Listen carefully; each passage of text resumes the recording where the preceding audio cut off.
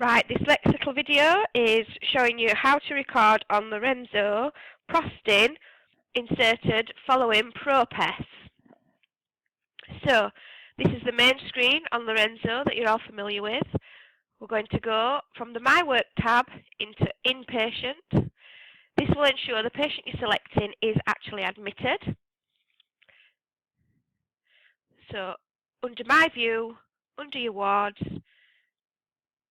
ensure you select the right ward and click OK. I'll be using the same patient. The pegboard, which is this, does look slightly different as it is a test environment, but my patient is here. So there's two ways you can pick her: by clicking on the name, putting a tick in the box, and selecting View EPR. Click on the name, and it'll take you to the patient record. From the right-hand side, we will select maternity.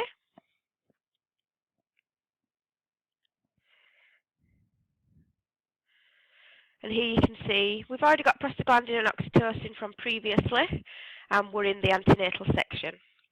Now, if this lady has already had Propess inserted and she's now having Prostin, what we want you to complete is a new vaginal examination. As this is a new cervical assessment, tick in the box, it defaults to the card that's in there, or using the little magnifying glass you can search for your colleague if they've performed it previously. Remember again, the actual date and time of assessment. This can be altered if you've performed it earlier in the day and you're now entering onto Lorenzo at a different time. Chaperone for VE, not offered. Midwife performed. It's a digital exam. The primary reason: we're assessing the cervix for induction. Description of membranes, put in here what is relevant. You will notice you've now got a green tick. If I hadn't put anything in there, I have a red exclamation mark letting me know that I've still got mandatory fields that need completing. I'll go on to page 2. There was no abnormalities. There's no FGM. I'll then complete the form as appropriate.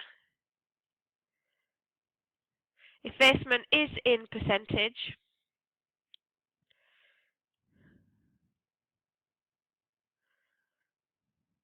Unfortunately, the calculator does not automatically work it out, so we do have to look at what this is. So it's an anterior, it's medium, effacement, dilatation, and position. So they get a Bishop score of 5. Presenting part, moulding, caput, asynclicism, called prolapse, pelvic and other findings. Fill in accordingly. Page 3, is there any PV loss? Have we taken any swabs, and have you listened to the FH following the procedure and what the rate was? And are there any other comments? This is a free text box for you to type in what you feel is relevant. Click Finish. This will bring up a print screen if we want to print anything, which we don't at this point. So we now have a recent vaginal examination. Now, remember as previous, we cannot select prostaglandin and oxytocin from the antenatal list view. It's greyed out. She will only ever have one prostaglandin oxytocin episode. So we need to select it, then we'll be able to select from the list view on the left-hand side. So we already have the Propess here that was inserted and removed. So we're now going to put in some Prostin. So we're still in the antenatal period. It still defaults to induction of labour. It's still a post-dates induction. Comments.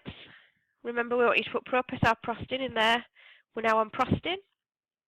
It's prostaglandin, it's vaginally, and we've now put it in.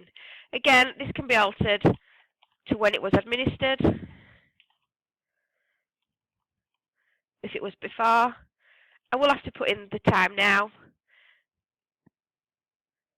and then we add this. We'll put this in the grid below, and then we can click finish. If you click cancel,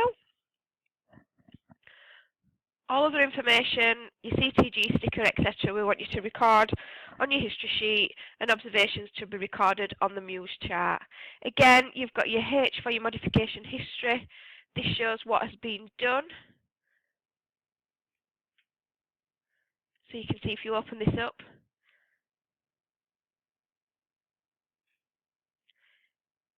it gives you a good record of the modifications and the changes that have occurred. This will show you the lady's had Propess, she's also had Prostin. It shows you when the Propess went in, when it came out, and when the Prostin has gone in. It also gives you any other details that have been put into the form. And that's all for this section.